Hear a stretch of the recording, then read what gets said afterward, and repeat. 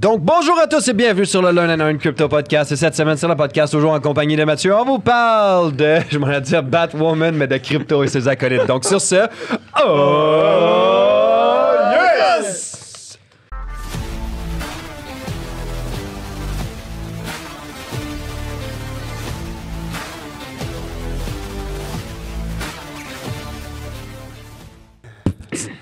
Let's go. Comme vous savez déjà, nous ne sommes pas conseillers financiers. Tout ce qu'on va voir ensemble aujourd'hui ne peut pas être vu comme un conseil financier. Vous devez faire vos propres recherches, analyses et décisions. L'investissement et le trading, c'est risqué. Risque, ça veut dire potentiel gain, mais aussi potentiel perte, voire grande perte. Donc, toujours utiliser de l'argent que vous pouvez vous permettre de perdre. Et les résultats passés ne garantissent pas les résultats futurs. Woo! OK. So, guys, comme vous avez compris, on n'est pas conseiller financier. Faites vos propres recherches de décision. Faites attention à tous les scams, les faux comptes de nous sur Instagram, Facebook et tout ça qui essayent de vous demander de l'argent et tout. Faites attention, c'est des scams. Et aujourd'hui, on a un sujet extrêmement intéressant, crypto et ses acolytes. Donc, pas seulement, oui, c'est intéressant d'investir en crypto, mais aujourd'hui, on va parler de différentes sortes d'investissements en dehors de la crypto, mais toutes des choses reliées à l'évolution, la technologie. Donc, en gros, le futur est déjà là. Je suis ton père. Ça, on t'écoute, Samuel. Ouais. Ah, OK. Ouais. Let's go. Donc, je vais faire cet épisode tout seul. Actually, je voulais savoir, tu sais, on parle, je vois de plus en plus des trucs reliés à des ordinateurs quantiques, right? Yep. Puis, je veux savoir, est-ce qu'il y a un lien avec le monde de la crypto? Ben, pour l'instant, pas nécessairement. Après, les ordinateurs quantiques, c'est quand même extrêmement intéressant parce que ce qui se passe, c'est que de base, quand on code quelque chose, c'est des 0 ou des 1. On est d'accord? Vous avez déjà vu du code comme dans Matrix, c'est comme 0, 1, 0, 1, 0, 1. T'as regardé le film La Matrix? Non. OK. Mais il y a une infinité de possibilités entre ce 0 et 1. Et donc, si on est capable de craquer ça et d'aller dans ces possibilités-là, les ordis peuvent être beaucoup plus puissants, beaucoup plus rapides, contenir beaucoup plus de données dans une beaucoup plus petite base, parce que là, ça devient, on est dans la nanotechnologie, mais à un moment, ça devient difficile. Si tu fais beaucoup plus petit, bientôt, tu vas même plus le voir, tu vois. So, une beaucoup plus grosse quantité d'informations aussi dans cette technologie-là et beaucoup plus de possibilités. Et en gros, la force des ordinateurs quantiques, c'est au lieu d'être juste 0, 1, 0, 1, 0, 1, ils peuvent aller prendre l'infinité des numéros entre 0 et 1. Bon, je ne vais pas rentrer là-dedans en détail, puisque premièrement, je ne suis pas un prof de physique quantique. Et deuxièmement, on serait là pendant des heures. Et en fait, c'est extrêmement intéressant parce que c'est clairement l'évolution de nos ordinateurs, c'est clairement l'évolution de tout. De tout. Comme il n'y a rien de plus évolué que le quantique.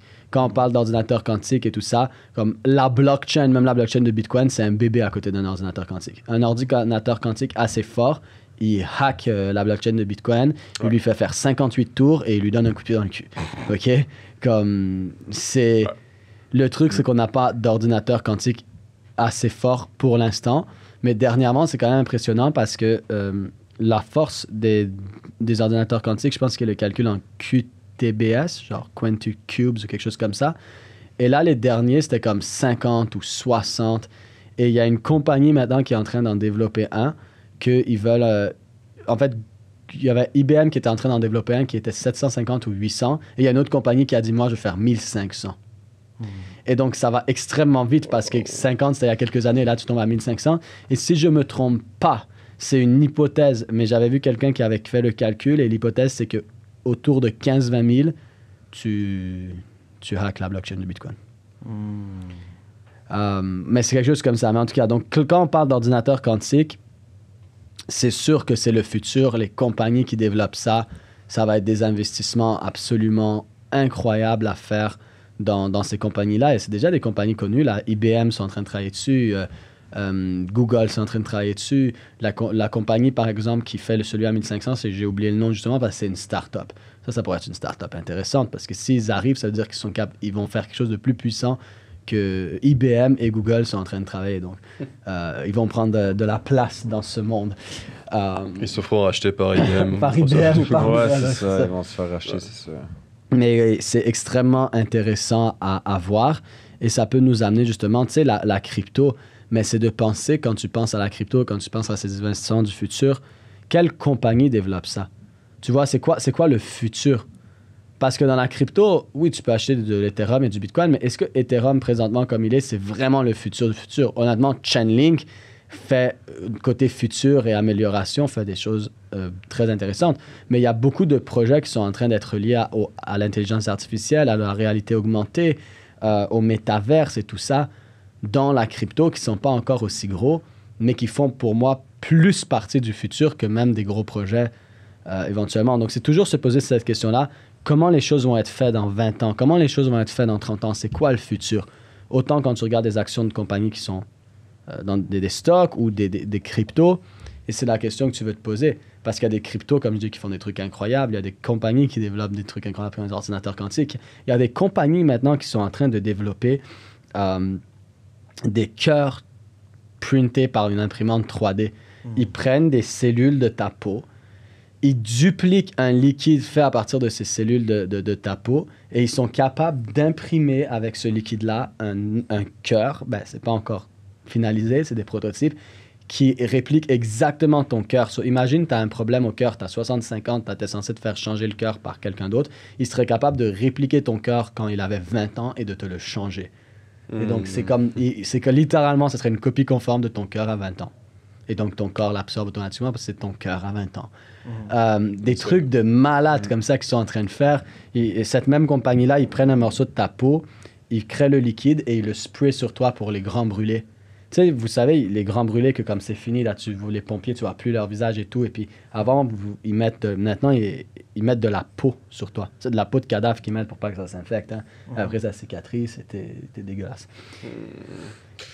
Maintenant, ils font un spray. Vous pouvez aller voir sur YouTube, là. Ça s'est déjà fait en passant, ce spray-là. Ça a été utilisé aux États-Unis, en Australie et tout. Le spray, une fois qu'ils le mettent sur les gens guérissent 3 fois plus vite et ont plus de 90% de leur corps qui est comme avant. Alors qu'avant, c'était des grands brûlés. Ça, c'est cette même compagnie-là, et différentes compagnies. Ça, c'est dans le médical. Donc, tu peux te poser, c'est quoi ces compagnies dans le médical? Une de ces compagnies qui travaille toujours à cette évolution-là, c'est une des premières compagnies qui a créé de la nanotechnologie pour les opérations chirurgicales au cœur et au cerveau au début des années 2000. Et les gens rigolaient quand ils ont commencé à travailler là-dessus. Et depuis 2004-2005, ça fait 20 ans qu'ils sont dans le marché qui sont publiquement tradés. Et ils ont lancé ça. Ça a révolutionné le monde du médical pour les chirurgiens cardiaques et les neurochirurgiens. Tous les hôpitaux dans le monde presque utilisent leurs appareils maintenant. Et cette compagnie-là, elle a fait 60 000% en 20 ans. Damn. Alors, quand les gens disent « Oh ouais, faire des pourcentages », il y a des compagnies qui font des trucs énormes. C'est juste qu'on ne se pose pas les questions et on ne regarde pas le secteur. C'est un secteur tellement précis. Mais tu viens de changer complètement, modifier et changer l'industrie de tout à travers le monde pour tous les chirurgiens cardiaques et les neurochirurgiens. Et boum, 60 000% en 20 ans. C'est quoi cette compagnie? 60 000% en 20 ans. Et je te le dirai après. Et dans le fond, il y en a plein des compagnies qui font des trucs comme ça, pas juste dans le médical, mais regarde dans l'agriculture. C'est quoi le futur de l'agriculture? C'est quoi le plus gros challenge qu'on n'arrête pas de parler avec la nourriture? Il faudrait inviter Bill Gates pour ça. Posez-vous les bonnes questions. La pollution qui est liée à la l'élevage. Pollution qui est liée à l'élevage, mais plus que ça. Ça, c'est le challenge qu'on met dans les médias. Mais l'autre challenge, c'est pas nécessairement un challenge au Canada, mais dans d'autres pays comme en Europe et tout, c'est déjà un challenge. La population augmente, il y a donc besoin de pas assez de nourriture. Là. Plus de nourriture, exactement. Pour avoir plus de nourriture, tu as besoin de plus de quoi? D'espace, de terrain. Et ils n'ont plus l'espace et les terrains. Alors, qu'est-ce qu'ils font maintenant? Au lieu d'acheter des terrains énormes et de bâtir dessus, ils font des fermes qui sont verticales. Oh, j'ai vu ça. Le frère d'Elon, il fait ça. Exact. Et les compagnies qui développent les fermes verticales, ça prend 100 fois moins d'espace qu'une ferme régulière et tu peux produire autant, voire plus de nourriture. Donc, vous pensez que toutes les compagnies qui sont dans le développement des fermes verticales, vous pensez pas qu'ils vont faire des millions et que leurs actions vont exploser? Bien sûr que oui. Il y a des compagnies, justement, qui sont en train de prendre les gènes d'un steak et ils dupliquent un steak comme si c'était un vrai steak. Et là, tu te dis, pourquoi je voudrais manger un faux steak comme ça? Non, moi aussi, je suis d'accord que je ne le mangerai pas. Mais c'est quoi la prochaine chose qu'on va explorer? maintenant qu'on a exploré le monde au complet, l'espace. Est-ce que tu peux partir avec 6 ans de nourriture dans l'espace? Non. Est-ce que si tu es capable d'aller dans l'espace avec un steak et de le dupliquer avec sa gène et d'imprimer des faux steaks dans l'espace, tu peux rester là pendant des années? 100%. Boum. Mm. Il faut se poser les bonnes questions, les gars! Oui, JP pose une bonne question. Putain, faut venir dans l'académie Ah, puis aller c'est sur vrai. les lives de Samuel. Hein? Non, en vrai, pour revenir sur l'élevage, là, que tu parlais à la verticale, j'ai vu récemment là, un post par rapport à ça en Chine où c'est des gros mangeurs de porc, de cochons, et ils font des T'as élevages. dit que c'est des cochons ou que c'est des mangeurs de cochons? Ils font des élevages à la verticale où il y a plus de, je crois que c'est 600 ou 800 000 porcs dans le même bâtiment Ouais. sur plusieurs dizaines d'étages en plein dans un centre-ville. Ouais. J'imagine même pas l'odeur pour le coup à côté de ça. Ça doit être, J'imagine qu'ils ont trouvé une solution. je sais pas, mais c'est presque glauque de le voir. Et leur objectif, c'est d'aller jusqu'à 3 millions de porcs en élevage vertical pour pouvoir nourrir toute la population. Mais ça va être ça avec C'est les une villes série. aussi, là. Regarde ce qu'ils font en Arabie Saoudite. Maintenant, au lieu de faire une ville plate, c'est une ville en ligne avec un train qui va d'un côté à l'autre. Alors, il n'y a plus de trafic, il n'y a plus ci. Ouais. C'est toute l'énergie solaire. Justement, on peut parler de l'énergie. Bah, c'est quoi les prochaines choses reliées à l'énergie? Et encore une fois, c'est bon, panneaux solaires, etc. Il y a d'autres trucs qui existent. Les gens qui pensent que leurs métiers vont jamais disparaître, bro, t'as des doigts dans les yeux, là. Parce que j'avais quelqu'un que je parlais de construction, on aura toujours besoin des gens de construction. Je sais pas si tu sais, mais dernièrement, il y a des imprimantes 3D géantes, grosses comme des hangars en Chine, qui utilisent du concret et de matières recyclées et qui sont capables, en 24 heures, d'imprimer 10 nouvelles maisons. Que avant ça, même en Chine, et en Chine, ils travaillent vite quand ils construisent. C'est Mais là-bas, en ils font un pont à l'intérieur d'une semaine, un mois, Ouais, c'est puis ça. ici, ça nous prend 10 ans Mais faire un foutu pont. Mais construire cette maison, bah, eux, ça leur prenait environ 3 jours. Parce que si vous ne croyez pas, en Chine, c'est des malades mentales. Vous pouvez aller voir des vidéos qui font des ponts et tout. Mais ça leur prenait environ 3 jours avec des employés.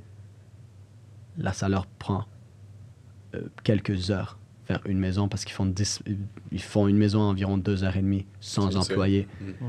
Et après, boum, ils bougent cette maison et tout. Alors, tout le monde qui pense que leur métier vont jamais se perdre, c'est faux. Ton métier va se perdre, mais ce qui se passe, c'est que c'est toujours rien ne se perd, rien ne se crée, tout se transforme. Donc, ça se perd pour créer de nouvelles opportunités, mais tu dois penser à c'est quoi ces nouvelles opportunités-là, surtout comme investisseur. Et c'est pour ça que oui, la technologie, ça peut faire peur. On parlait de ça là tantôt. Tu sais, les puces qu'ils vont mettre dans ta main, les puces qu'ils vont mettre dans ta tête. Est-ce que j'en veux? Non. Mais est-ce que c'est la nouvelle technologie? Et est-ce que les gens vont l'acheter? Est-ce qu'on peut faire de l'argent avec? Oui. Donc, toujours penser, oui, c'est normal que ça fait peur, mais la technologie évolue.